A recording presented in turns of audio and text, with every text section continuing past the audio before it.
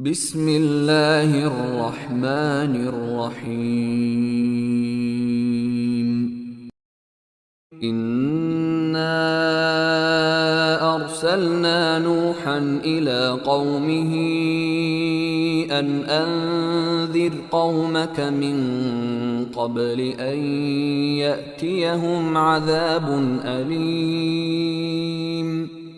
قال يا قوم إني لكم نذير مبين أن اعبدوا الله واتقوه وأطيعون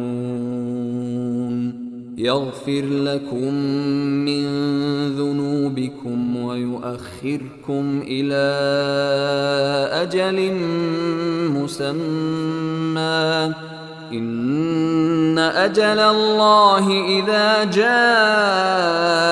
لا يؤخر لو كنتم تعلمون.